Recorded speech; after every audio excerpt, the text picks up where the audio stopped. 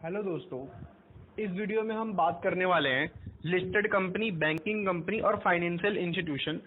ये तीनों होती क्या है, कहाँ से आई, इन सब के बारे में हम जानने वाले हैं। ठीक, जैसा कि हम देख सकते हैं स्क्रीन पर, पहली जो कंपनी वो लिस्टेड कंपनी, जिसका सेक्शन है 2 क्लोज 52 कंपनीज एक्ट 2013 का। ठीक, listed company means a company which has any of its security listed of any recognised stock exchange.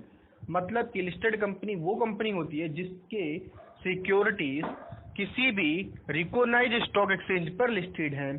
ठीक, जैसे कि कोई कंपनी है और उसकी जो सिक्योरिटीज हैं, उसके जो शेयर्स हैं, वो सिक्योरिटी एक्सचेंज पर लिस्टेड है। सिक्योरिटी एक्सचेंज मतलब स्टॉक एक्सचेंज, मतलब कि नेशनल स्टॉक एक्सचेंज हो गया या बॉम्बे स्टॉक एक्सचेंज हो गया, ये दोनों रिकॉग्नाइज्ड स्टॉक एक्सचेंज है। ठीक, यहाँ पर हम एग्जांपल ले सकते हैं रिलायंस कंपनी का। रिलायंस कंपनी का जो शेयर्स है वो बॉम्बे स्टॉक एक्सचेंज और नेशनल स्टॉक एक्सचेंज यानी कि बीएससी और एनएससी दोनों पर लिस्टेड है, इसीलिए उसको लिस्टेड कंपनी कहा जाएगा। ठीक, अब बात करते हैं बैंकिंग कंपनी की। बैंकिंग कंपनी किसे कहते हैं?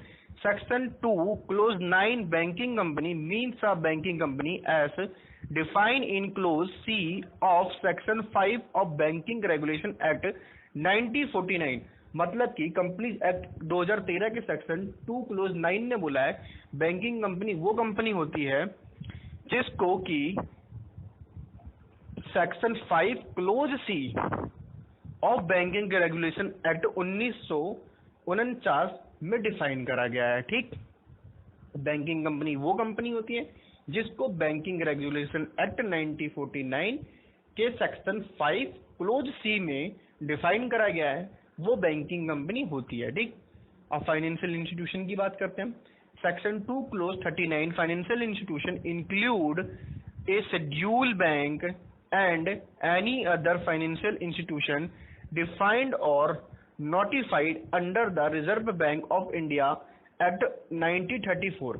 मतलब कि फाइनेंशियल इंस्टीट्यूशन में शेड्यूल बैंक भी इंक्लूड है और एनी अदर फाइनेंशियल इंस्टीट्यूशन भी इंक्लूड है जिसको डिफाइन करा गया है, जिसको नोटिफाइड करा गया है reserve bank of India act 1934 ने। ठीक, फाइनेंशियल इंस्टीट्यूशन के अंतर्गत शेड्यूल बैंक और अदर फाइनेंशियल इंस्टीट्यूशन दोनों आते हैं जिसको कि रिजर्व बैंक ऑफ इंडिया 1934 ने डिफाइन और नोटिफाइड करा है।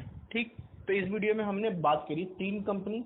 पहले लिस्टेड कंपनी जिसके शेयर सिक्योरिटी किसी रिकॉग्नाइज्ड स्टॉक एक्सचेंज पर लिस्टेड हो।